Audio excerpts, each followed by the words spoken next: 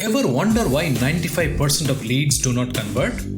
Why cold call rates are down and prospects don't open our emails? Why our responses of robocalls and implanting pixels to track user interaction, mostly without permission, is backfiring spectacularly? Well, that's what we intend to find out here in the Buyer Side Chat podcast. There are scores of podcasts about selling, but most miss the shift that has come upon the buying-selling process. The initiative has since moved from the supply to the demand side. The Buyer Side Chat, your podcast of record for B2B buying, talks to actual buyers, persons, not personas, in the quest to understand the real buyer's journey, their trials and tribulations, challenges and outcomes they're striving for. Welcome to the Buyer Side Chat. Thank you for your time and for joining us in this session. I have a favor to ask. While you continue to listen to the podcast, please leave a comment or rating at iTunes or wherever else you get your podcasts from. I personally look at each comment and will give you a shout out to each of you in our following episodes. It means a lot to hear from you. Just a quick intro to PitchLink. Every discussion on B2B selling will bring this out at some point or the other. Sellers need to build trust with the buyer. However, we do not have the organic time that is required to build trust because that is how it is done naturally. Instead, we look for shortcuts. Unfortunately, there is no shortcut to building trust. PitchLink gives you the ability to demonstrate respect and thus take the first step towards building trust. This begins with indicating to the prospect that you are taking a step back from one of the most aggressive techniques that has become the norm in B2B selling, surreptitious tracking of buyer behavior and invading the privacy of the prospect without consent. PitchLink puts your prospect in charge of her data, including protecting the data of those she gets onto your PitchLink. You do not get to see who the new persons on the thread are, although you see that it's indeed been shared by the recipient to whom you sent your pitch flow in the first place. Thousands of pitches are sent out on our platform bears testimony to this fact. Engagement went up with shared communication when prospects learned firsthand that senders and vendors will not see their activity and interaction with the received narrative without the prospect's clear and definite consent. To build trust, PitchLink it. Now, on to our guest for today. What has changed in the procurement processes in B2B companies and what challenges are they facing in the complex post-COVID supply chain world? Tania Seary, founder and chairperson of Procurious, our guest today, will shed light just on that. How did the procurement profession handle COVID? Well, the answer is really well. I mean, most people's supply chains were disrupted, and we didn't have to do some research to work that out. We all knew that, didn't we, when we went to the supermarket? But we did some research really peak COVID, sort of June last year, called the How Now report, and really the profession was amazing. I mean, they were able to, fix disruptions pretty quickly, find alternate suppliers, and really it was pretty seamless. And we asked them, well, are you proud of your efforts? And most of them were quite chuffed and impressed with their ability to respond to such a big disruption. Tania is one of the most global, influential members of the procurement and supply chain profession. She is the founder and chairman of Procurious, the world's first online social network designed specifically for procurement and supply chain professions. Procurious is a culmination of Seary's long-held belief that improved resources are critical to the progression of the procurement profession globally. Tania has been named Influencer of the Year by Supply Chain Dive and recognized by IBM as a new way to engage futurists. Now, on to this insightful conversation with Tania. Tania, welcome to the show. I'm so happy to have you with us today and to learn from what you are seeing as this sea change that is happening in the buying procurement space, right? So tell us a bit about your work. I mean, last 20 years you have had a journey, and of course about Procurious. Oh, well, thank you. Yeah, no, I've had a fantastic career. I've really enjoyed it. First part of my career was in marketing, and during that time I worked for the Walt Disney Company in London for their international television department. That was super fun. And then I just got really interested actually in B2B selling. So I worked for Alcoa, the aluminum company, and worked in their industrial marketing department, and did my MBA in the States at Penn State. And then decided really to go out on my own and start my own business. I come from a long line of small business people. Apparently, it's kind of genetic. And you're more likely to start your own business if your family's been in business, apparently. So It was a natural journey for me. Very difficult. It's not easy starting your own business. And I've really now started 3 businesses. So like a best practices procurement business, a recruitment business, because I was getting lots of inquiries about who to hire, and then most recently Procurious. I was living in London for 5 years and started Procurious while I was there. Right. I remember when we were talking, you said that you needed to go back to London to do some work. So obviously you have a deep connection there. So tell me, why did you think of creating this community?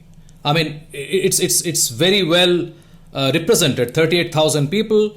Why a community? Why a space which is for professionals to come and talk? Why not do it on LinkedIn? Why not do it somewhere else, which is already there?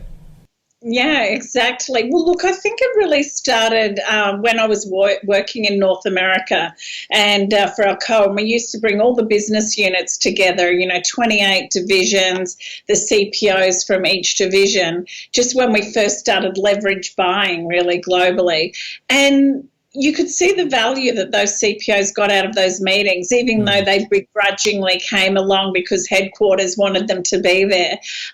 They got so much out of it, the best practice sharing, comparing notes, benchmarking, and working together on, leverage buying contracts. So that was probably the first time. Then when I moved back to Australia, I started doing that with CPOs from different companies and saw that value. Then when I moved to London, I thought, how do you scale this globally? And of course, that's when social media was really kicking off and we saw the success of LinkedIn. And really, Procurious is a lot like LinkedIn, but it's for a narrow vertical. And that's because on LinkedIn, there's so much noise. You can easily get lost. Yeah. But if you go to Procurious, it's all about procurement and supply chain. So you're in the right place because that's all we talk about. And, you can connect with others, you can see what they're doing, you can have discussions, watch events, participate in podcasts, research reports. It's a knowledge hub.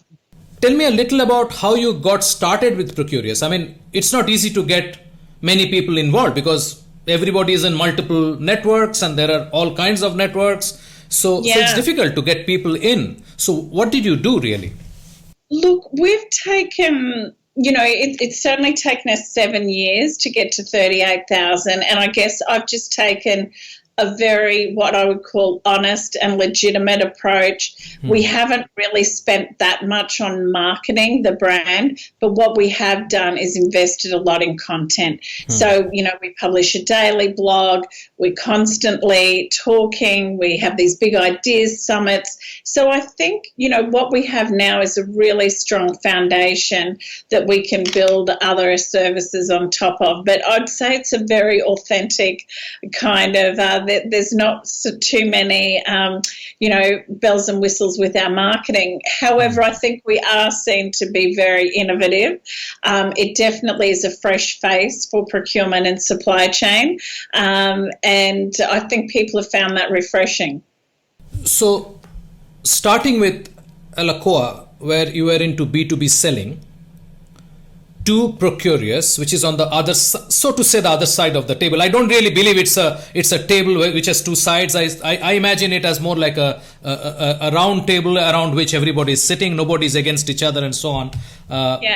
But what change have you seen in the buyer and the buying process? Because this is the time when this changes. I mean, I was talking to somebody that early indications were out as early as 1984-85 time frame when signals were coming that this this control that the sort of the sellers had on the process was actually starting to wane, and the buyers were sort of getting into the saddle more securely. So this change that you have seen actually very, very closely through multiple roles, tell us about that. Well, I always was entertained by our CFO, Alcoa, who used to say, what chance have we got? Here we've got the salesman from this big technology company coming in who's on $500,000 a year, and I'm paying my procurement people, $100,000 a year. The sales guy's always going to win, and there was this real realization that we had to invest in much in it as our procurement capability. And I think we've seen a lot of progress with, the upskilling of procurement. So I guess back in the late 90s, we were really just starting to leverage, weren't we, sort of mid-90s, and really starting to aggregate spend. So, those were the early days where we kind of realised, oh, hang on, A plus B equals, well, 8.5 then we looked at the marketplaces, reverse auctions, and there was a lot of focus on price, wasn't there? And trying to look at efficiency as well. Probably after that, once we looked at price, we looked at the cost to buy some of these things. But I think COVID has seen everything flip on its head, and I don't know if you're happy for me to talk about that right now, or if that's further in your conversation, but I think it's a really interesting time to be selling to procurement, really a lot of our paradigms are being challenged or turned on the head. Right. So let's touch upon it briefly, and we may come back to it. What is COVID doing to the procurement process according to you? Well, look, I'm not sure we can talk about the processes, but I think the whole strategy, if we start, well, how did the procurement profession handle COVID? Well, the answer is really well. Most people's supply chains were disrupted, and we didn't have to do some research to work that out. We all knew that, didn't we, when we went to the supermarket? But we did some research really peak COVID, sort of June last year, called the How Now report, and really the profession was amazing. They were able to, fix disruptions pretty quickly, find alternate suppliers, and really it was pretty seamless. And we asked them, well, are you proud of your efforts? And most of them were quite chuffed and impressed with their ability to respond to such a big disruption. So I think that's an interesting finding, that actually they were well organised and had alternative sources of supply.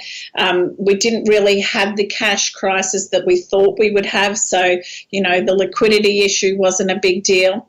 But I think the big aha moment was, everyone started talking force majeure, but it turned out to be really nothing, because what people really relied on was their relationships. And, the contracts were sort of almost put to the side, and it was really the relationships that worked and that really solved all the problems. And I think that's something that we really have to focus on from the buy and supply side is, and I interviewed Sally Geyer from the World Contracting Organisation, and she said, contracts are always written for the divorce, not the marriage. And I think we have to focus more on, how are we going to make this work? And, I know in some of your conversations, you've talked about, the plethora of stakeholders in a buying organisation. And I think that's one of the things that both sides have to do, is really map out the organisation, work out the roles and what the communications plan is. So I think relationships are very important moving forward. That's an interesting take, because I was about to ask you, what were they doing in the past, that is pre-COVID, which allowed the procurement professionals to come out sort of unscathed and kept the world's supply chain going, right? So it is not that, you had disruptions, but you didn't sort of lose out on getting things that you needed. Right? And I think Yeah. So, maybe, if you're taking a negative view, you could say we're fairly pessimistic. Less negative view, we're optimistic. But, we're always planning for the contingency. That's what a lot of procurement is about, is just making sure that you can deliver. So really, this put us to the test, really, is, hey, all those plans you had and those nightmares that you thought might happen one day have actually happened, and they were ready to respond. I think procurement professionals think of themselves, and they probably actually are, great judges of characters. If you think about how many people come and sell to a procurement professional each year, they do tend to get quite good at, assessing characters and who they trust and who they're going to rely on. And I think that this really showed that the profession built the relationships that it needed to, and we're ready for the contingencies. The other sort of poignant question we asked our members was, were you frozen by the challenge, the enormity of it all? And most of them said no. And actually a large number said that actually COVID has increased. 60% said they're more interested in procurement now than they were pre-COVID. So it's actually really revitalised people. That's dropped off a little bit this year, but we can talk about that later too if you like. Let's go back a bit on what you just mentioned. You mentioned two very important words, and I think possibly in sales and in sales literature, these are the two most abused words also. One is relationship, the other is trust. Right? Yeah. So tell me, if we did well during COVID as procurement professionals because relationships were there, and they were actually relationships which worked, which one could rely on. How were these relationships built? What is the secret to building a relationship which is between a vendor and the buyer? Well, it's spending time together, isn't it? And I think that's going to be the challenge moving forward. We're all surviving. We're all trading on the relationships that we built before COVID. And I think this is where it's going to almost reach a time limit. If we're all, continue to be stuck in our homes and not able to actually go and visit people, visit plant sites, I think it's going to become quite challenging because, as I said, I think we're all still trading on our pre-COVID relationships, getting together, looking through operations, looking at ways we can develop new products. For the time being, I think it's about, what we're doing now, staying online, talking to people, staying close, keeping the lines of communication open. But I think it will get to a point that will be strained. And I think it's the same for recruitment. Okay, you might successfully onboard someone, but how are you actually going to build that relationship when there's no sort of, intermittent sort of casual time? I think it's going to become challenging. But for the time being, everyone's talking, everyone's communicating, and of course we've got technology. So technology will be a huge enabler, and I think it's interesting when you talk about the CIO. When you think about, remember when we used to all be worried about data centers, and latency, and all these sort of things. And now, of course, it's all in the cloud. But that doesn't mean that the CTO or CIO is redundant. Yeah. And I think it's the same for procurement. Just because we're going to have autonomous procurement, AI, whatever, it doesn't mean the role of the CPO goes away. It just becomes more strategic. It's a different thing. One question that I have is, how does one actually build the trust that is so vital in this relationship? Yes. Well, look, it's, spending time together I think is very important to make sure you're aligned. But to me, one of the key tenements of trust is doing what you say you're going to do. Now, that's been really challenged when demand and supply has been all over the place, hasn't it? And I think that's about honesty. So, that's another important thing with trust is keeping those lines of communication, saying, I don't know what's happening next. Last week they were eating the plain biscuits. Now they're eating the chocolate biscuits, because it's as I said, both supply and demand have spiked, like we've never seen before. So, I mean, we're all in the same boat, and I think that's, the keeping the lines open and being honest about what's happening, even if you don't know what's happening. And I think that's a big thing about leadership now. A lot of us don't know the answers, and so we're all looking for them, but you've got to know the right questions and be asking the right questions and seeking out what the truth is. So it's not a sort of command and control leadership style anymore. It's more of a sort of servant or more of a knowledge-seeking leadership model. But I think it opens up huge opportunities for sellers to really understand the situation that corporate buyers are in now and really partner with them. And, a lot of these things are about transparency, and I'm happy to talk about some of the things that I think buyers will be looking from their partners moving forward. Sure, let's get into that. It's time for a short break. Stay with us. After the break. So I think what today's buyers are most worried about are these supply chain disruptions.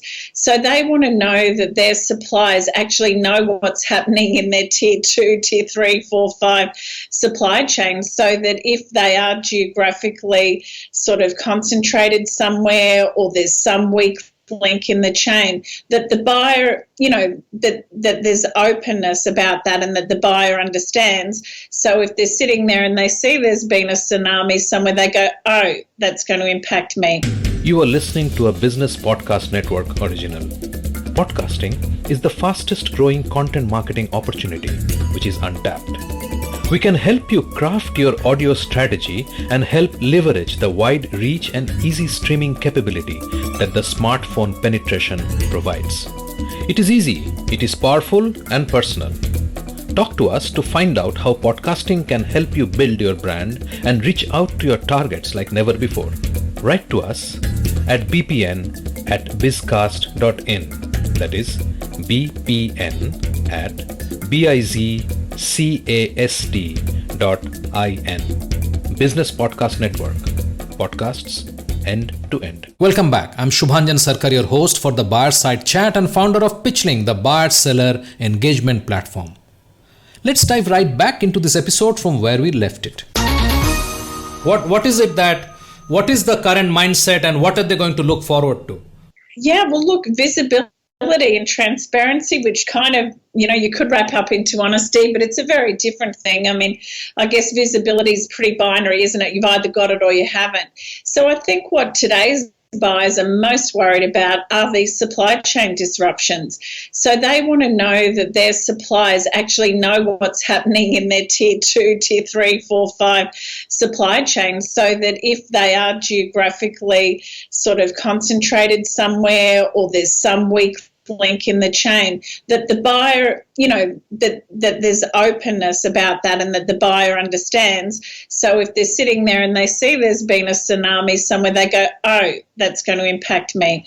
Or, if they're only sourcing from China and then there becomes some sort of political or geopolitical risk there, then that's a problem too. So I think that transparency and being able to show your buyer that you can see the levels in your supply chain and you know where the weaknesses are, that you've got contingencies. So because they might not have the technology, but if you've got the technology and the visibility, that will give them a high level of trust. And I think that visibility, so that would be my number one selling point now if I was going in to sell to a buyer, is to say, if you work with us, you'll be able to see, if there's a supply chain disruption, but it also goes on to these social issues, these ESG issues, which are really top of the CEO's agenda now. So, it goes to modern slavery, it goes to, Indigenous supply diversity, local sourcing is going to be another big issue, but potentially for another reason. But, I would definitely be going in and saying, if you work with us, you've got the visibility. and this is how we can respond if there's an issue. Because a lot of people were caught not being able to communicate. They didn't even know who's in their supply chain, and let alone communicate, make sure they're okay, or organise alternate sources of supply. So I think that's a big selling point right now if I was if I was selling in. Right. So this whole thing about vendor development that was sort of part of the procurement role would have mapped this into the equation. Is that right? Absolutely. I think that that's been one of the quick supplier onboarding, quick identification of suppliers has been something. And I think everyone did it well, but I do think it's top of mind now, particularly with so many people changing their supply strategy. So this is one of these paradigm shifts that I was talking about. If everyone was sourcing from one part of the world, they're now diversifying, and a lot of people are reshoring, as you know, but a lot of people are also looking about local sourcing. So, when I say local sourcing, I mean, within 100 kilometres of the plant. If you had an ice cream plant, you'd be looking for ingredients nearby and using that as a selling tool in your marketing to your end consumer. So I think, people are definitely looking for new sources of supply. And if I was a big guy selling into another big company, if I had those local suppliers, I would definitely be offering that as an option. We all know the benefits of local supply, labour, healthy communities, but also there's a real sustainability angle there. It's more than an angle, it's a reality, is that you've got less air miles, less food miles. Yeah, I mean, this is what was happening in food, and it's sort of coming to the rest of it. So my question is that, is this a sign of the reversal of globalization, which is basically riding on the back of reduction of cost? Well, I probably have a different view, and maybe mine's aspirational, but I actually thinking we're seeing a huge move towards value, and it depends how you define value. But I think, every CEO, CFO is being hammered by investors about their ESG performance right now.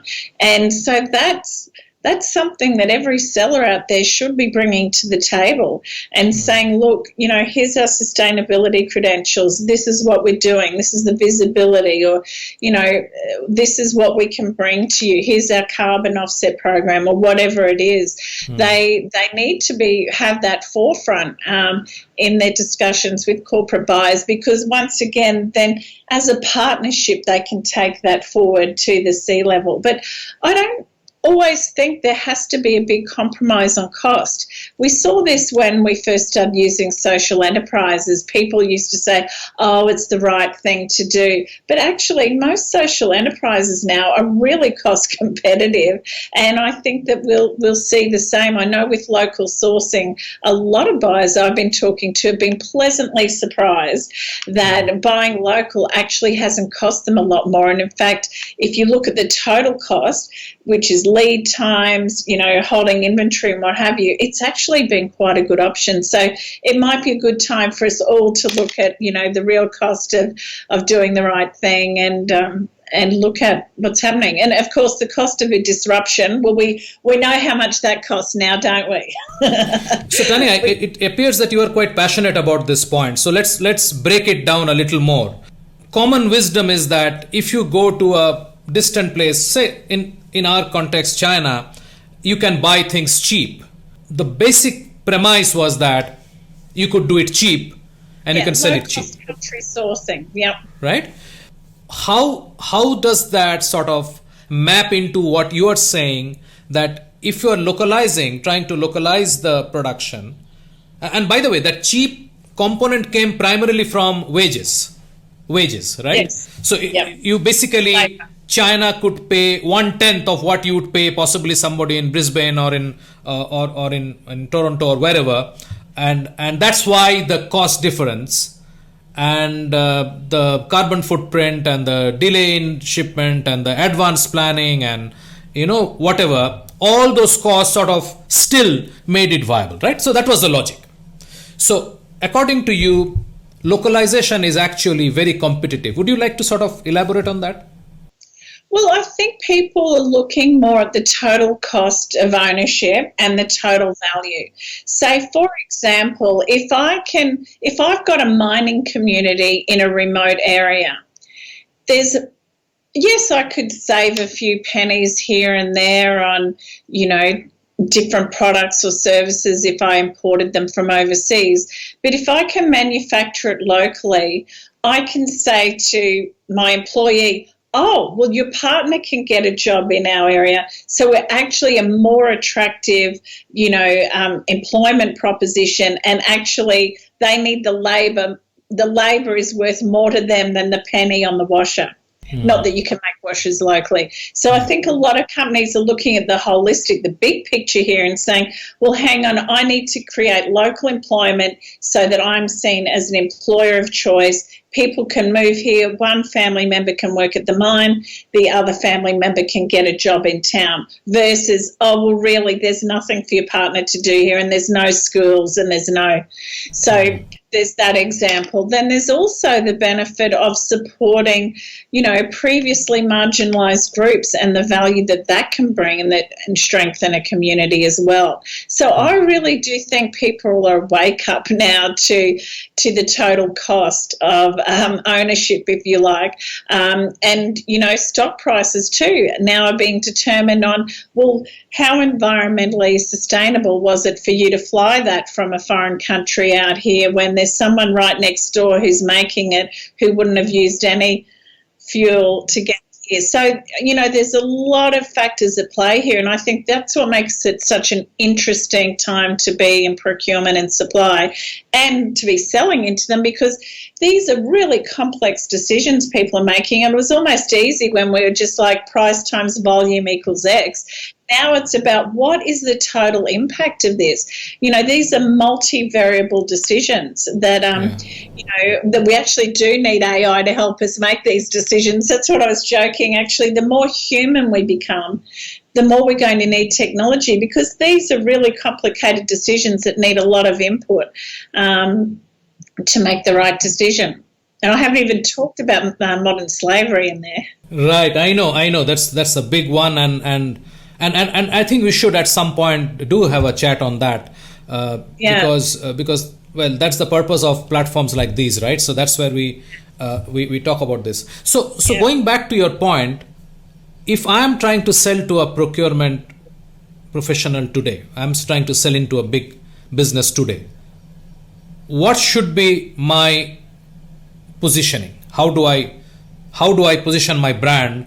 If I believe that I don't have existing relationship. So if you know me and you trust me, then it's pretty simple, because I would have done that job earlier.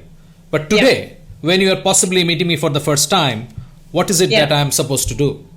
Well, needless to say, price, quality, supply need to be, you've got to be in the game. I mean, there's no use going into a big company where you know that your product or service isn't going to make the grade. You don't have the distribution. So let's put that to the side. Let's say all things being equal, that you're a competitor and you have the same thing. I would totally be talking about what we've been talking about. I'll be talking about how much visibility you've got on your supply chain and how much control that you've got if there is a disruption or you find out there's a problem with modern slavery that you can change. So I think that would be the number one thing that I would be selling right now if my product and service was equal. Yeah, sure. And what have you. And then I'd be talking about, my ESG initiatives and what we're doing to reduce our carbon footprint. I'd be showing examples of how committed my sea level is to that. And then I'd be going right through the 17, the UN, sustainability development goals and talking about your commitment to modern slavery, because it is one of the most surprising things of COVID, I think, that we've had like this earth-shattering experience, but we're still if not even more committed to these higher level goals. Don't you think it's fantastic? Sustainability, modern slavery. It would have been so easy for us just to be consumed about supply and price, but the sustainability conversation is almost, drowning out COVID now. So it's a great gift, if you like, of COVID in a way, that we've really had a wake-up call about people, planet, and a little bit of profit. So I'm curious. I mean, when you are you talk to procurement professionals every day. What is making this shift in heart? Is it real, or is it has become imperative because the customers are demanding it?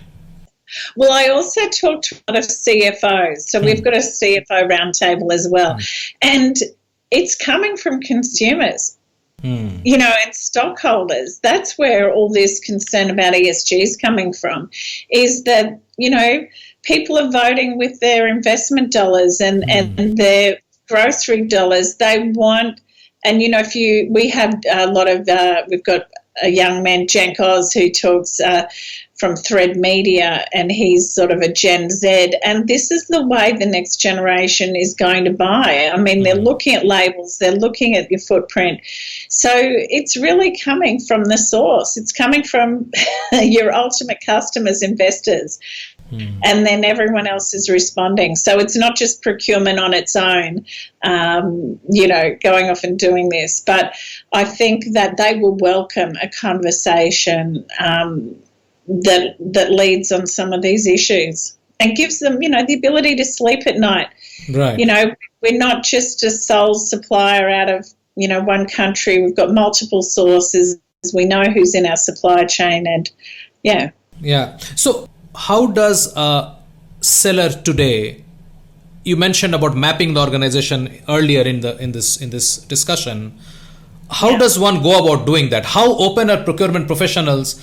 If I'm coming to sell to you, how open would I expect you to be in telling me, hey, Shubhanjan, you know what? Although I'm talking to you, I have 5 other people, including my CEO, my CFO, and whoever else, who is going to be part of the decision. I mean, how does one go about doing this? Well, you absolutely have to sell throughout the whole organisation. And I guess old school, when we're back in the 90s and the turn of the millennial, the CPO really wanted to be the gatekeeper. So, old selling would have been very nervous about the CPO and making sure they had them on side. But I think, the way this is all heading is that the CPO is really the facilitator of what their stakeholders want.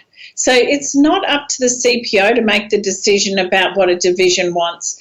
They're making the decision, but the CPO is the commercial facilitator. We're the professional negotiators, the people that know how to structure the contracts, and how to manage supplier relationships. But this isn't our decision. It's often, cross-functional. Often there's sort of a committee decision on buying these. Yeah. So I think the smart buyer really does find out who are the key decision makers, and, it takes a long time, doesn't it, to map a strategic account, and, probably 1 or 2 years to land these huge deals. So you certainly have to play the long game. And I think that's one of the great things about social media these days. You really can follow and learn a lot about what companies are caring about, and all these ESG issues and things like that, because people are talking about it so much. So, if I was a senior salesperson, I would be tracking all my key accounts on social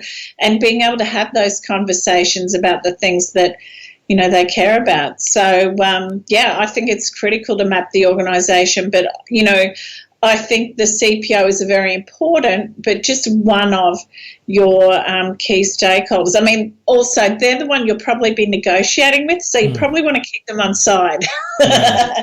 But, they'll be told, look, I want this guy, and if it's not that guy, I'll settle for this one. No, you go do the deal. So, at the end of the day, you've got to remember to keep the CPO on side and their team, obviously, because they'll be the one you're negotiating with. Right. So to wrap up this discussion, if people have to take away something from this show as sort of a guidance as to how the new procurement professional or the new buyer is buying, what would you say are the main pointers? I would say help them take a compelling story to the C-level on why they should buy from you. And that would be around visibility of your supply chain, and it would be your ESG credentials. So they're the 2 things that I think would be your selling points. all things being equal, and partner with the CPO to sell that story throughout the organisation. Fantastic. The Buyer Side Chat is brought to you by PitchLink, the buyer-seller engagement platform. PitchLink enables high-quality interactions between buyers and sellers through presentation and discussion modules. Sellers create personalized sales presentations and reach out to prospects through a non-intrusive, buyer-qualified engagement. PitchLink requires no installation or download and holds the entire repository of sales collaterals and buyer-seller conversation. Talk to us to know more about how you can engage with customers without intrusion.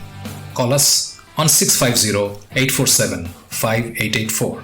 That is 650-847-5884. Tania, it was wonderful chatting today. I really appreciate, because sometimes we need discussions like this to open up certain areas where we are not paying attention, yet they are playing a huge role in what the outcome is going to be, right? So I think there is a lot more I would love to talk to you about, which obviously we cannot sort of cover in this single session. But I would really be happy to have you back and talk to us more. There is so much we can talk. That would be my pleasure. It was lovely speaking with you today. I hope that I helped someone out there. Absolutely. We have a fantastic lineup over the next couple of episodes featuring great conversations unraveling in depth how the real buyers buy. Stay tuned. Thank you for being with us today on the Buyer Side Chat. This is the podcast of record for the buyer side journey. And those who know, that's the journey that matters. We hope this conversation helped you with insights that you can go and apply right now to your own value transaction process. See you in the next episode of the Buyer Side Chat.